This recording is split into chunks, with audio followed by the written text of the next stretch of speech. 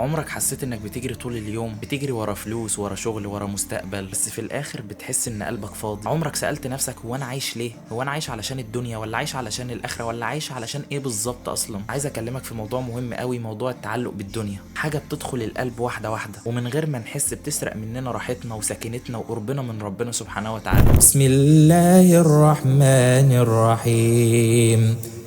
اعلموا أنما الحياة الدنيا لعب وله وزينة وتفاخر بينكم وتكاثر في الأموال والأولاد كمثل غيث أعجب الكفار نباته ثم يهيج فتراه مصفرا ثم يكون حطاما وفي الآخرة عذاب شديد ومغفرة من الله ورضوان وما الحياة الدنيا إلا متاع الغرور.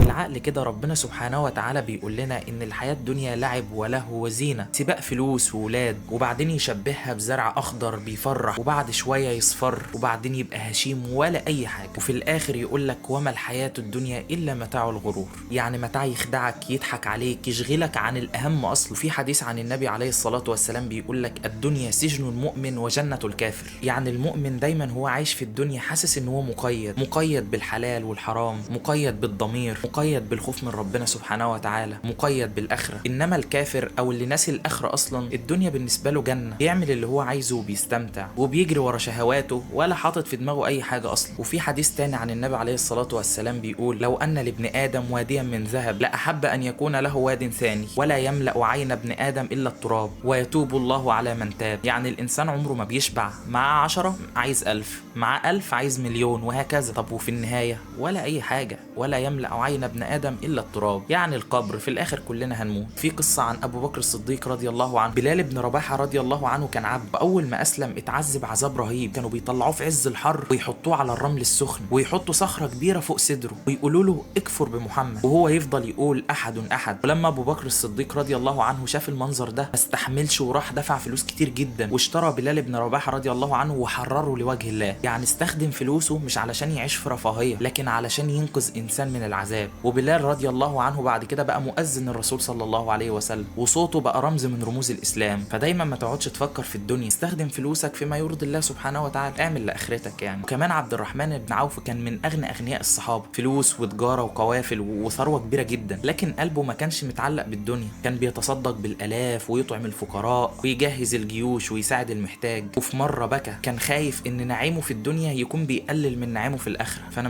مش بقولك إن هو غلط إنك تبقى غني، يا عم ربنا يرزقك، ولكن اللي انا بتكلم فيه ان الدنيا ما تتملكش قلب. وفي قصه كمان ان كان في راجل يهودي بيملك بئر اسمه بئر روما، وكان بيتاجر في الميه العذبه دي وبيبيعها للناس. جه سيدنا عثمان بن عفان واشتراها منه بفلوس كتيره جدا، وبعد كده سابها لوجه الله وخلى الناس تشرب ببلاش. سيدنا عمر بن الخطاب رضي الله عنه كان بيحكم نص العالم تقريبا، ولكن كان عايش ببساطه شديده جدا، اكله بسيط، نومه قليل، وكان دايما شايل هم الامه كلها، مش شايل هم نفسه، بيفكر في اخرته اكتر ما بيفكر في الدنيا. دلوقتي انت لازم تسال نفسك هو انا متعلق بايه اكتر، بالدنيا ولا الاخره؟ طب انا بزعل اكتر لو فلوس راحت مني ولا لو انا ضيعت صلاه عليا؟ طب انا بفرح اكتر امتى، لما بكسب فلوس كتير ومكسب دنيوي، ولا لو انا عملت طاعه لله سبحانه وتعالى؟ فاحنا دلوقتي جاي لنا شهر رمضان، شهر فرصه لينا، فرصه لكل واحد علشان خاطر يرجع لربنا سبحانه وتعالى، فرصه لكل واحد علشان خاطر ان هو يبدا يفكر في اخرته اكتر. يعني مثلا الواحد بيستنى رمضان مخصوص علشان خاطر لو هو مقصر في حاجه يبدا ان هو يعملها. واحد مثلا كان بيصلي في البيت فيبدا ينزل يصلي في المسجد. فلما كان بيجي في رمضان وانزل مثلا المسجد، اجي ابص الاقي الناس ان مثلا الاذان اذن، الناس تيجي تقول له يلا يا عم قم بسرعه، قيم، اصل عشان خاطر انا عندي شغل، اصل انا عندي مصالح. انا عايز اسالك سؤال، هو مين اللي بيرزقك؟ مش ربنا؟ انت دلوقتي في بيت ربنا، انت دلوقتي عند الرزاق اللي هيرزقك، اللي هيبارك لك في شغلك،